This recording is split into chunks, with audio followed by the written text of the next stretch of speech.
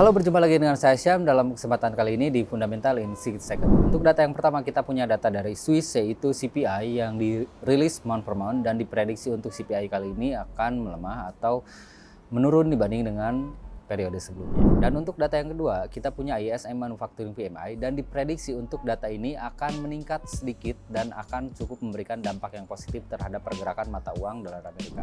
Pada hari Selasa, kita punya data dari Australia, yaitu cash rates atau suku bunga, dan diprediksi untuk suku bunga kali ini tidak ada perubahan atau tetap dibanding dengan sebelumnya, yaitu di angka 4,10%. Dan biasanya dampaknya itu cenderung lebih ke arah negatif untuk pergerakan mata uangnya.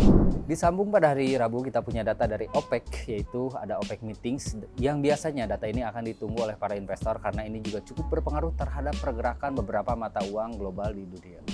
Pada Rabu malam, kita punya data pembuka dari Amerika, yaitu ADP atau Automatic Data Processing, yang diprediksi untuk ADP kali ini negatif atau ada penurunan dibanding dengan bulan yang sebelumnya, dan ini bisa memberikan dampak yang negatif terhadap pergerakan mata uang dolar Amerika.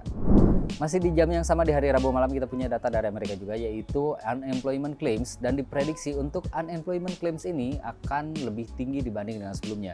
Ini bisa memberikan dampak yang negatif terhadap pergerakan mata uang dolar Amerika.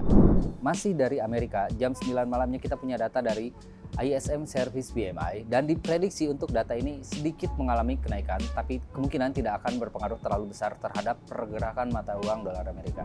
Dan masih di jam yang sama di hari Rabu malam, kita punya data dari Amerika juga, yaitu JOLTS Job Opening, dan diprediksi untuk JOLTS Opening ini akan sedikit menurun dibanding dengan bulan sebelumnya.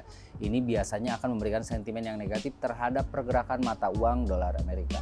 Dan pada hari Jumat malam, kita punya data penutup sekaligus data besar di bulan ini, yaitu NFP, dan ada dua data juga dari Kanada, yaitu Unemployment Change yang diprediksi akan sedikit lebih menguat dibanding dengan bulan sebelumnya, dan ada Unemployment Rates dari Kanada juga, dan ini juga diprediksi akan sedikit mengalami kenaikan dibanding dengan periode sebelumnya. Atau di sini kita bisa melihat angkanya akan sedikit lebih menurun, yang mana itu biasanya berdampak positif terhadap mata uang dolar Kanada. Dan disambung dengan data NFP atau Non-Farm Employment Change, dan diprediksi untuk data ini sayangnya akan dirilis forecastnya itu adalah negatif, dan tentu saja ini bisa memberikan sentimen yang negatif terhadap pergerakan mata uang dolar Amerika.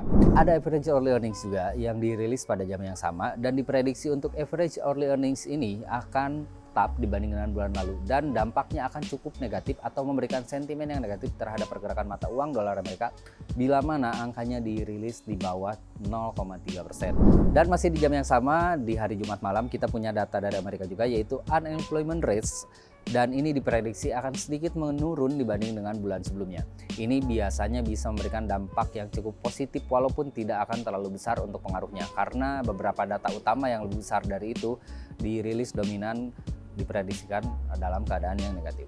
Sekian data fundamental di minggu ini bersama saya Syam. Sampai jumpa lagi di kesempatan selanjutnya dalam Fundamental in 6 Second.